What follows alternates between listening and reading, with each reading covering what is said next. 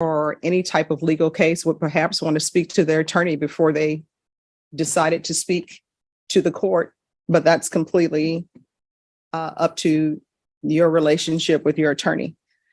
To note that my client is under the current opinion that he's been instructed to not communicate via third party or directly. Oh, just 1 second. Let me call the case and then we'll.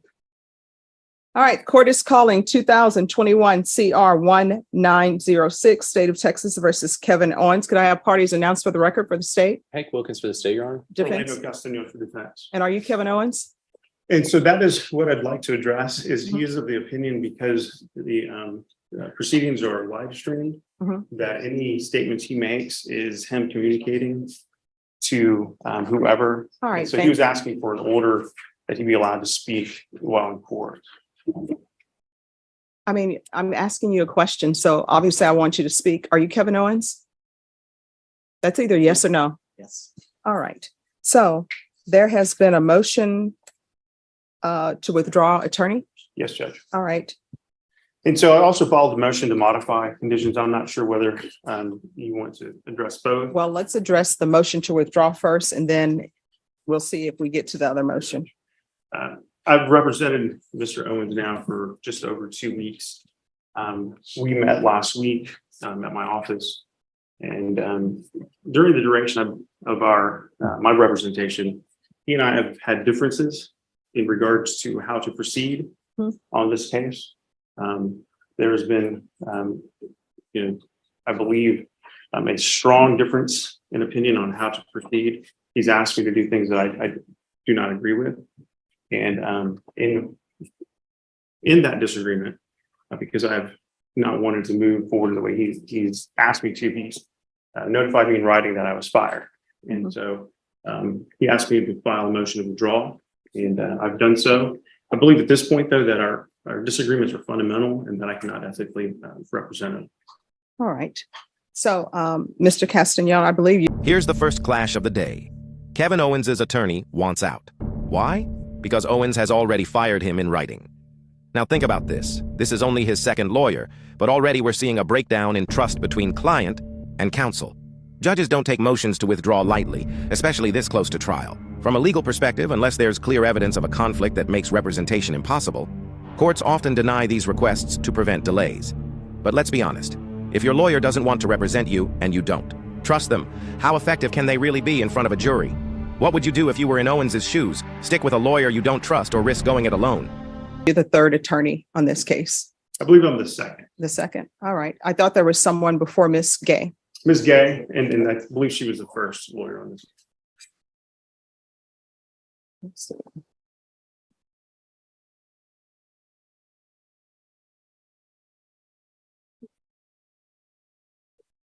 All right, can you look in the record and see if Ms. Gay was the first attorney on this case, please? All right. So this is scheduled for trial October 9th. So your motion to withdraw will be denied. Mr. Owens, if you wish to hire another attorney, you're more than welcome to do so. But whoever that attorney is, they're going to need to be ready for jury trial on October 9th. So Judge, I don't believe I can ethically, again, as I stated, represent Mr. Owens. And I believe that eventually he not wanting my representation, I believe that this is an issue that is an appealable issue. And I don't believe that I can ethically be his attorney at this point. all right, motion is denied. The next motion is the motion to modify or delete bond conditions. Yes, Judge. All right. Counsel, you want to address that? Yes, Judge. We've asked, my client is indigent, as you know, that I have been appointed on this case. And previously, I believe Ms. Gay was appointed. I'm not certain of that, but I do know that I have been assigned to represent him. He's asking that his GPS fees be waived because he is indigent. I did not put this in the motion. I forgot to add this, but I did speak to the state in regards to his request. He also would like to have drug test fees waived because he is indigent. And so he has recently had to provide a drug test, and it would cost him $10, and he's struggling to have money. He's not been able to work. The other issue he's asked me to address is that he'd be allowed to have tracking only. And the facts of this case do not demonstrate that he has gone to any individual's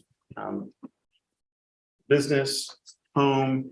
These were all through electronic communications. And so I do not believe that GPS is necessarily something that's going to prevent any of those types of issues. So we'd ask that tracking be allowed. He's been having a difficult time finding employment. And he did recently find employment with Toyota, but his understanding is that he has to have the employer come in and testify as to his employment. And because of that, that was prohibitive, and he was not able to maintain that employment. And so, that condition, if the court does not wish to allow him tracking only, we'd ask that that be removed, or in lieu of in-person testimony, that there be some type of ability for an email with company letterhead or something acknowledging that he has been employed. Because he is indigent, he has not been able to retain his own attorney. He can't afford GPS fees, and so it's important that he gets out there and begin working. All right. State. Your Honor, I think that the court wants to waive the fees. I think that's reasonable. With the GPS, we would ask that you keep the GPS the way it is with full house arrest. Code says that the court can make reasonable conditions as part of bail. I think that's a reasonable condition. We think the defendant has been doing well because of the GPS, not in spite of it. So we would ask that you keep that in place. The part about the order, the defendant being able to speak in court, I think you addressed that in the last motion, but I mean, we don't have any objection to that. We want to be able to speak while he's in court.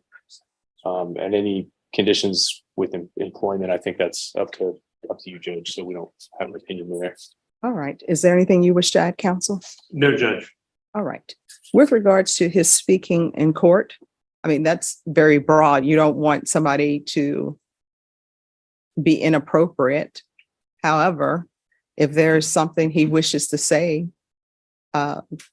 Notice how the prosecutor spins it. Owens is only doing well because of the GPS, not in spite of it. That's a powerful statement. In other words, the state believes the ankle monitor isn't just a precaution. It's the reason Owens has stayed, out of further trouble. From the state's perspective, removing or even loosening that condition could open the door to risk. This highlights a bigger debate in the justice system. Do strict conditions keep people accountable, or do they just trap them in cycles they can't escape from? It's a tough balance between safety and fairness. I believe his concern is also just acknowledging his presence, Judge. So any speech that he made or makes, he was under the belief that he would be in violation of a court order. No, I never put a court order in place that he could not talk. But I will say this. I can't give you any legal advice, but I know that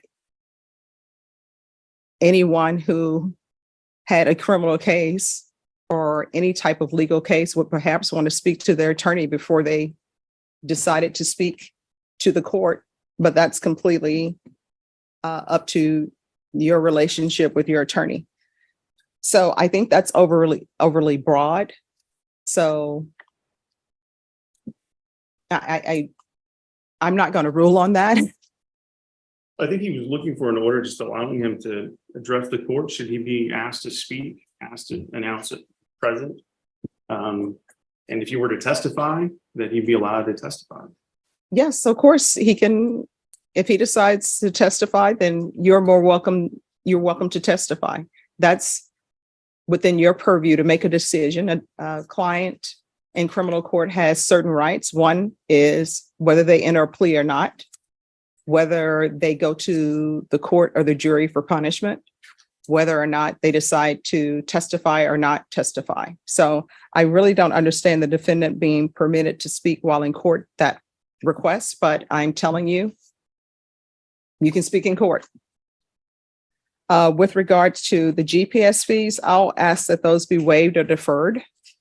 With regards to employment, counsel, if the issue with the employers testifying is because there was no documentation that was being brought to the court when there was a issue of whether or not he had employment, and the court wanted to know what employment he had, what the hours were, and what would the job entail. Because of the nature of what he's charged with, the court didn't think it would be prudent for him to have employment where he's not at a stationary place. And I understand that, Judge. I believe that the facts of the case do not warrant restriction of his movement because he's not been, I believe, accused. It's not alleged that he's been traveling to or anybody's residence or business. And so, I mean, it seems to be just a bit of an overreach in regards to restricting his ability to find employment.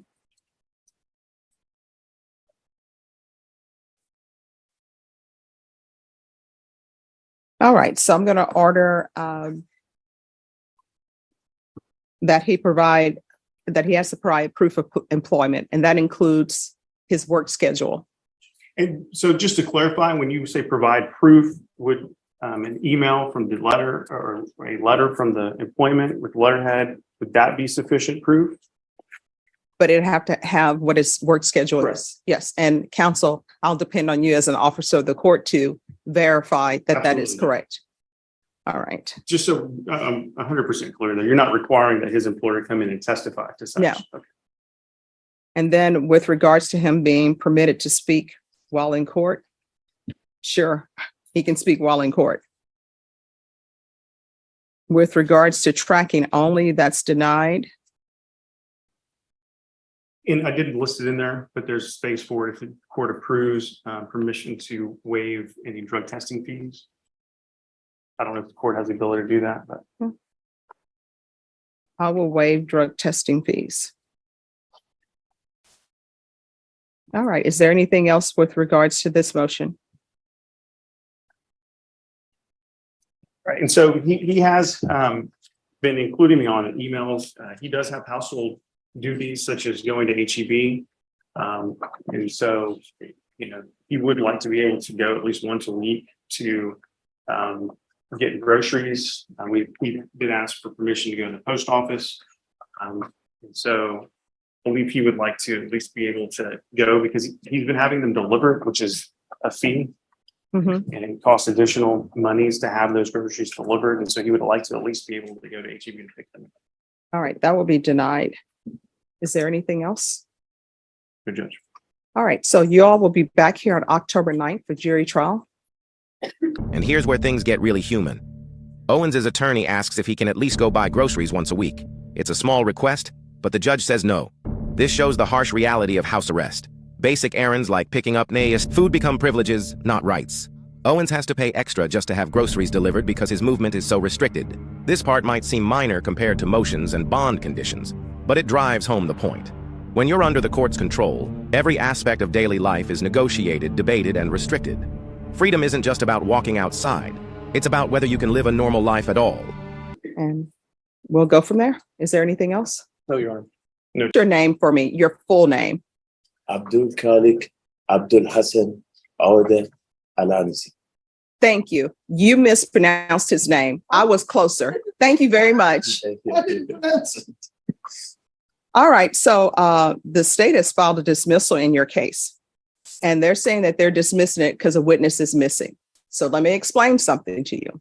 You will be released today, and unless there's something else holding you, you'll be released, and it should be within 3 hours, but it'll probably be at midnight because that's just the way things happen. Your attorney probably can call and figure out when exactly you're going to be released.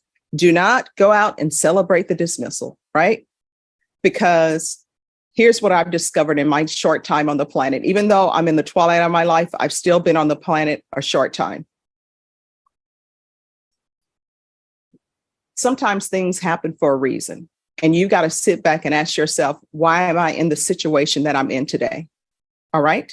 And you need to make sure that you're not in that situation again. I don't know any facts of this case. I don't know if you were hanging around with people and things got out of hand, but whatever it is, the people that you were with on this day, you probably shouldn't be with them again. You understand?